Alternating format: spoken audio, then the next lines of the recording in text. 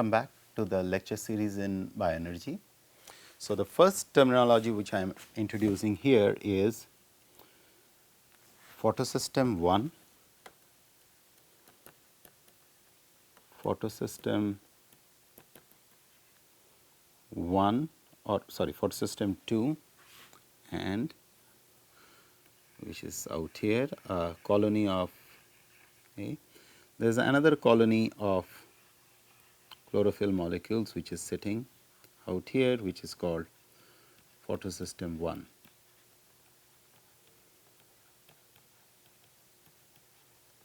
Okay. Now, what exactly happens is in both the cases the light falls both in photosystem 1 as well as photosystem 2. Okay. Now, in both the places an electron is being ejected out, here also, here also. Okay.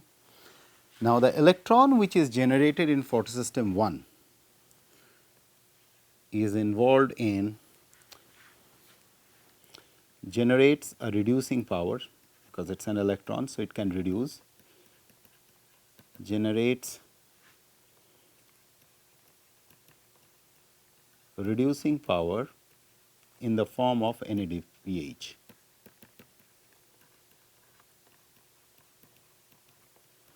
In the form of NADPH. Okay.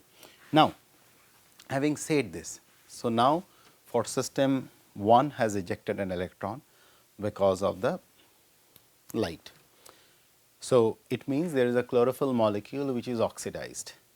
So, that has to be brought back to the ground state. Just follow my previous slide, I showed you. One second, here. So, this has to be brought back to its ground state. So, just now getting back to the slide. So, here the electron which is ejected, this has to be brought back. The electron for the photosystem 1 is ferried from photosystem 2 through a series of mechanism which will be coming later. So, there is an electron transport which takes place along the membrane which we call as a thylakoid membrane. Now, I am drawing the membrane out here, where same time while light has fallen on both photosystem 1 and photosystem 2, the electrons have been ejected from the chlorophyll molecule in photosystem 1 as well as photosystem 2. The electron which is ejected from the photosystem 1 helps in forming the reducing power of NADPH, what we have talked about. If you see the slide, generates the reducing power in the form of NADPH. So, at this stage, one chlorophyll molecule or a population of chlorophyll molecule present at photosystem 1 needs to be reduced or brought back to their ground state because they are all oxidized. So, these electrons which are ejected at photosystem 1, say for example, these chlorophyll molecule CHL plus which are devoid of, are being brought down to their ground state by the electrons supplied from photosystem 2. Okay. So, these are the electron traveling from photosystem 2. Now, there is another situation. If the electron has been supplied by photosystem 2, so all the chlorophyll molecules which are present, now think of it, think of the situation out here, there are series of chlorophyll molecule which are now at a higher state. They all have lost electrons and they are all again, they are also oxidized. Now, who is going to bring them back into their ground state? This nature does with an amazing efficiency and which is a challenge for mankind to understand. Just underneath photosystem 2. Now, I am just highlighting that zone. See, I am highlighting a zone, you see there. This is where there is a nano or atomic machine sitting there, which is called manganese cluster. This nano machine or atomic machine takes up the water molecule and it just strips out the water molecules and becomes a perennial source of electron, and as a byproduct it gives out oxygen. Making sense? So, this is that electron or the family of electron which is coming by ejected out by the water splitting are the ones which brings the chlorophyll molecules of photosystem 2 to their ground state. So, this is how. So, this is PS2 and here we have PS1. Okay. So, you see the whole thing is nothing but oxidation and reduction, oxidation and reduction, but end of the day you need one perennial electron donor. In this case, that electron donor is nothing but water which is abundant on the floor of earth, and in that process it generates hydrogen. So, there are a lot of research and we will talk about this manganese cluster, we will in depth about it.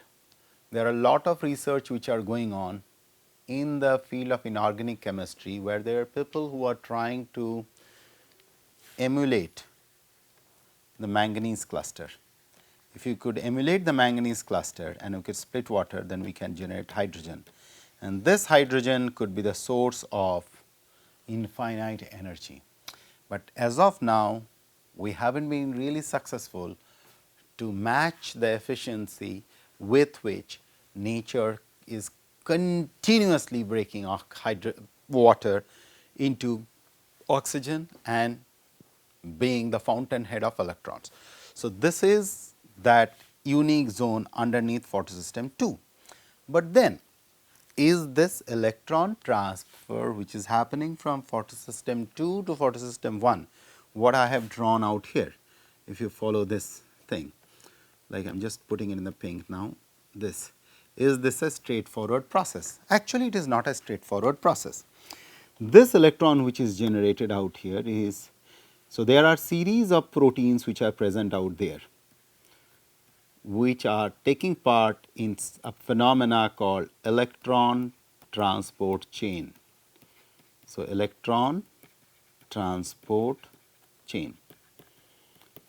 So, this electron transport chain, for those of you who have read about mitochondria and biology, will be knowing this similar electron transport chains are being seen in mitochondria too. Only difference between chloroplast and mitochondria is that the source of the high potential electron. In the case of mitochondria, the high potential electron source is the burning of the fuels, and in the case of photosynthesis, which takes place in chloroplast, the high energy electron source is the photoexcitation of the chlorophyll molecule. This is the most fundamental difference between that high energy electron which is generated in chloroplast as well as in mitochondria. Okay, coming back under the electron transport chain.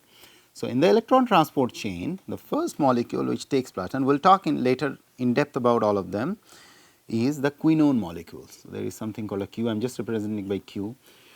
So, what is happening is that these proteins which are present in the electron transport chain or which are facilitating the electron transport are standing at different reduction potential. We will come later into that, what does that mean, the different reduction potential, different.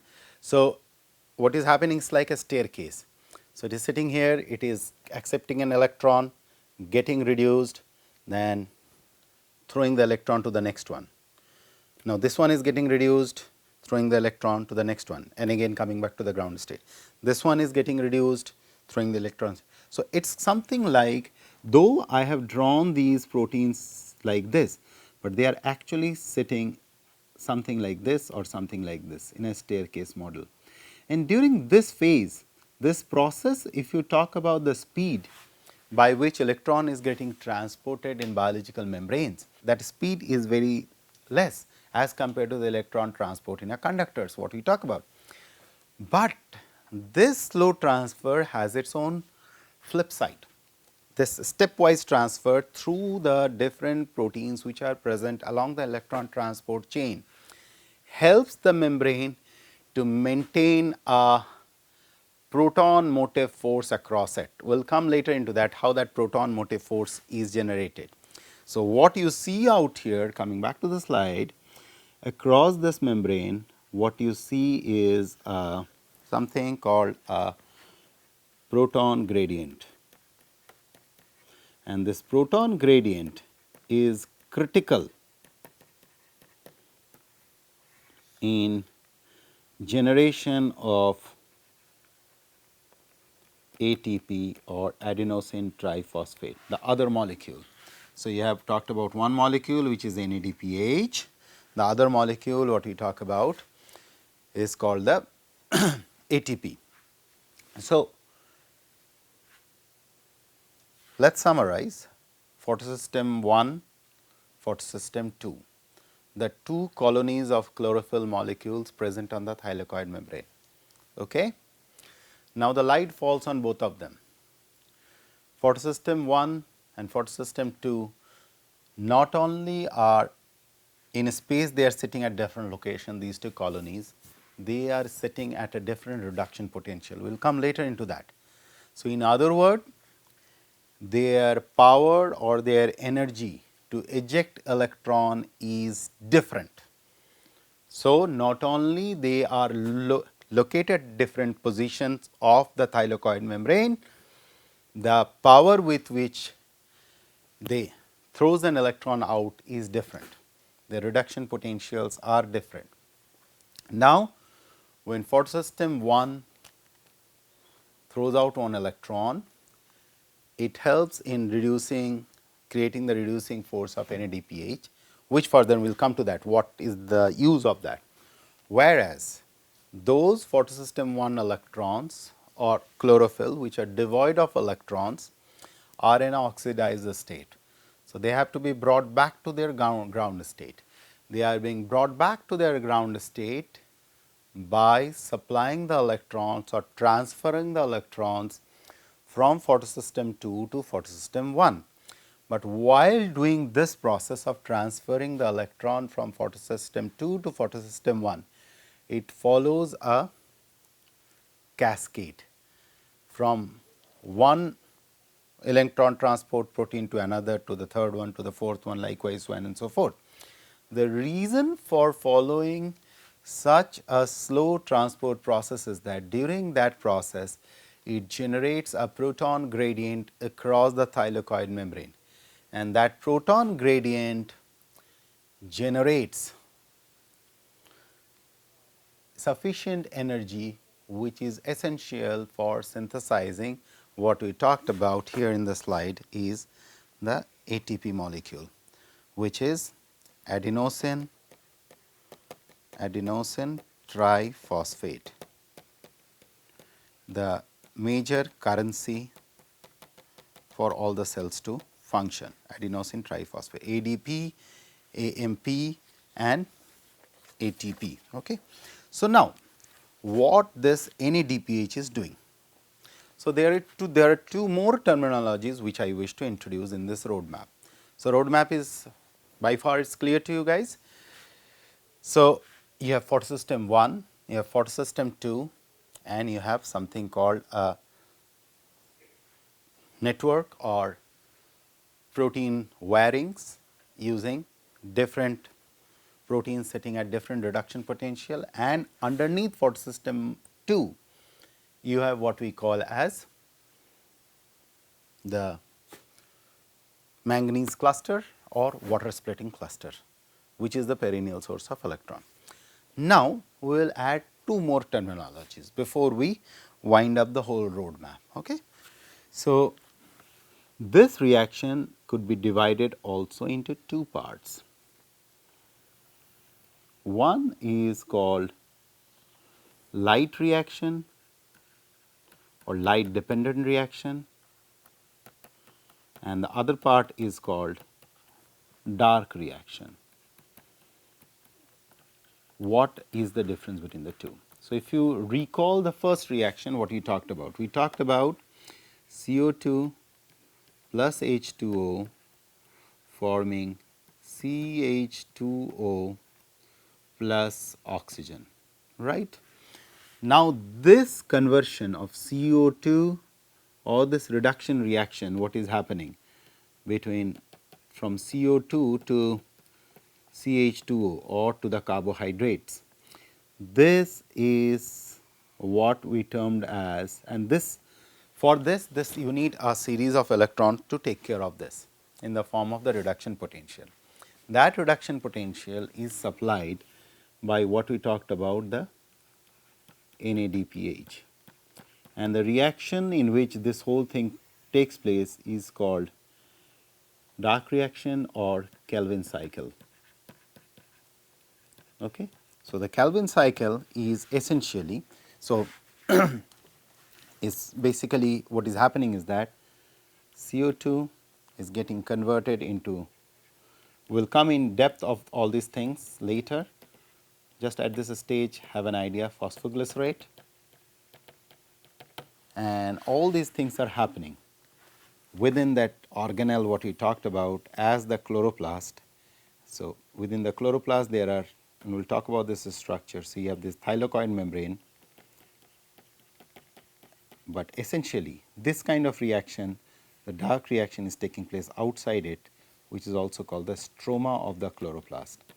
On the stroma of the chloroplast, this set of reactions takes place, whereas the light reaction what you are observing is happening here, where you have photosystem 2, you have photosystem 1, which is generating an electron. This electron is the driving force for formation of NADPH, and whereas through electron transport chain,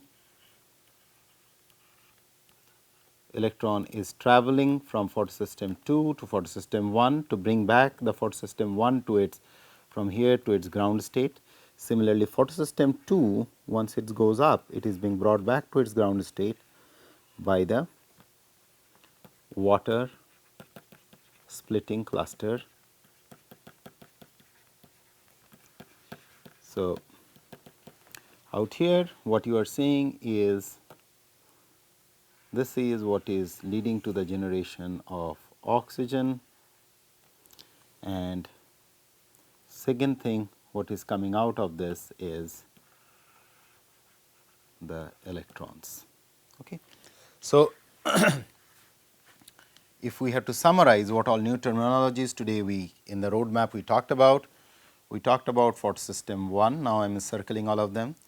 We talked about photosystem 2, we talked about water splitting cluster, we talked about this part which is generation of ATP because of proton motive force across that membrane. So, if you remember in the beginning I was telling this, if you just go back to the very first slide, at such reaction center the energy of the excited electron is converted into a separation of charge, in essence light energy used to create a reducing potential. So, that is exactly what is happening, proton motive force which leads to the generation of ATP, is of course part of the Kelvin cycle essentially out here, and on the other side this NADPH which is formed is running the Kelvin cycle, and this is where we talked about the whole biomass formation. So, if you kind of drag your imagination a little further, you will realize the efficiency with which light is being trapped by the chlorophyll pigment present in the chloroplast will decide how efficient the reaction will take place. Apart from it, mind it, this is not one standalone phenomena happening in the chloroplast. So, whenever such thing happens, there are other things which are also happening. Say for example, while the biomass formation is taking place, if there is an energy molecule synthesis, similarly there is another thing which is happening, which is energy molecule consumption.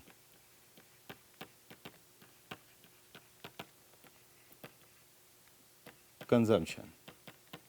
So, energy molecule consumption, which is also a process called respiration, okay, where plant or any other life form is using this process to generate energy for its livelihood. Apart from it, and this energy molecule synthesis, which is a light dependent process, unless otherwise we are talking about a hydrothermal vent, this leads to whole sort of photo damage. So, it is always a very trade off of three words: synthesis or anabolism or making something, respiration or a process of catabolism, breaking of the molecule, and the efficiency of the machinery, efficiency of the machine. And why this is so important, that efficiency of the machine has to be kept in mind, because of the simple reason that any of the atomic or molecular machine has a finite life. If there is excess damage, then definitely its life will shorten, and if there is too much solar radiation it is continuously exposed to, there will be more damage. So, how we balanced it out, and based on that, in the later half of this section we will talk about C3, C4 plants and how they vary. So, what you overall see, the biomass production. Now, if I had to pull everything together what we have talked about, the biomass production process, which is governed by the process of photosynthesis, and photosynthesis in itself is divided into light reaction and dark reaction. Dark reaction is the process where the biomass formation takes place, and the light reaction is the array of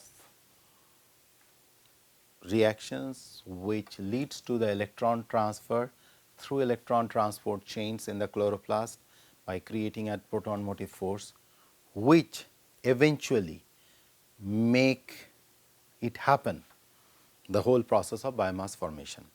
So, with this brief overview, we will kind of moved on to this. Pretty much covered our first two lectures, what we talked about in this section. In the next two lectures, what we will be talking about is the whole process of how each one of these steps were discovered. Say for example, whenever if you see this reaction out there on the slide, out here, if you see this reaction, which is, so how we discovered that. We will talk about chloroplast, structure of the chloroplast. Next segment is our chloroplast structure A. Then we will talk about the basic discoveries which leads to our understanding of. Then we will talk about reaction center and the discoveries which leads to the discovery of reaction centers. Then we will talk about photosystem 1, photosystem 2, and in between we will have few points here and there. And then we will talk about manganese cluster or water splitting. So, each one of these segment what we will be dealing with, and then from there we will talk about this biomass formation in terms of C3, C4 plants and evolving technologies. After that we will talk about evolving technologies for increasing chlorophyll and photosynthesis rate. And of course, eventually we will talk about, maybe another section will talk about the research towards artificial leaf. So, in summary, if we look at it, it's basically the process of trapping sunlight and converted it into energy rich molecule. So, I will close in here with this, and we will take up each part of it in our subsequent lectures. Thank you.